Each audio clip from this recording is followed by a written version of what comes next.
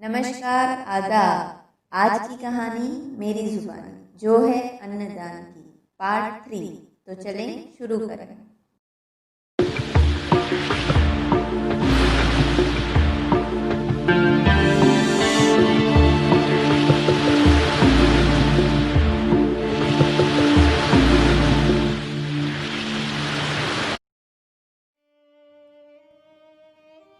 ये हमारी कहानी का अंतिम पड़ाव है। हमने हमारी कहानी वहाँ ख़त्म की थी जहाँ पर नई नवेली दुल्हन को कदमों की आहट सुनाई देती है और फिर अचानक से रुक जाती है।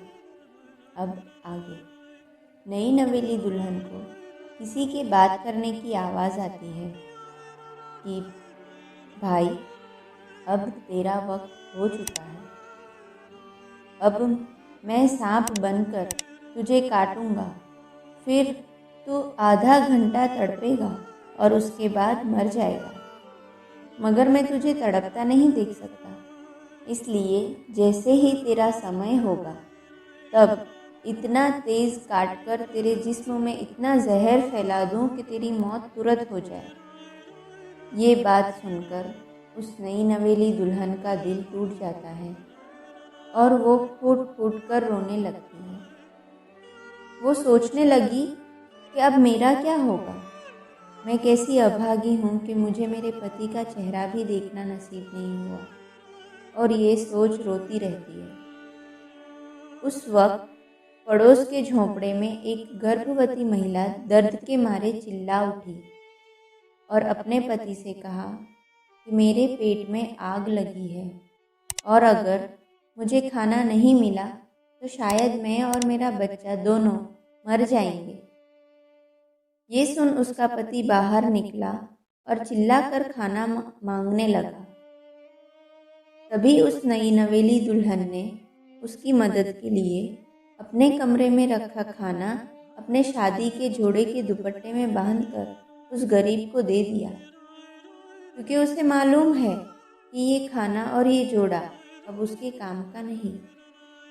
वो गरीब खाना लेकर अपनी बीवी के पास गया और उस महिला ने जैसे ही अन्न का दाना अपने मुंह में डाला और उसके पेट की अग्नि शांत हुई, उस महिला के मुंह से निकला कि माँ, जिसने भी मुझे ये अन्न दिया है उसके सुहाग की तो लाज रखना। उसी समय यमदूत सांप बनकर नौजवान को काटता है, मगर उसे कुछ नहीं होता। यमदूत दोबारा काटता है, तब भी कुछ नहीं होता।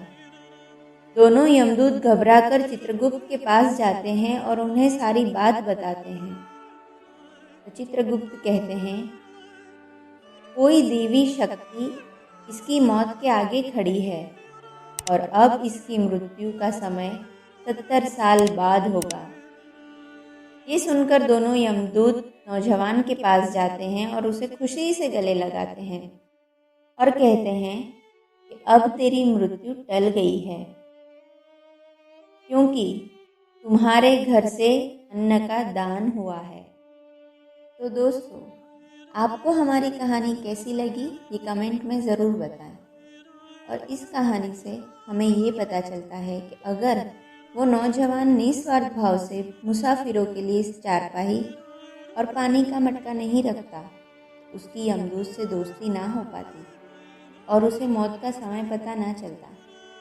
दूसरी तरफ नई नवेली दुल्हन परेशानी में होने के बावजूद भी अगर उस गरीब को खाना ना देती तो उसके पति की आयुष्य नहीं बढ़ती। इसी के साथ हमारी कहानी समाप्त होती है और अब हम मिलेंगे दूसरी कहानी के साथ फ्राइडे को, जो है डाकू की बेटी। बाय।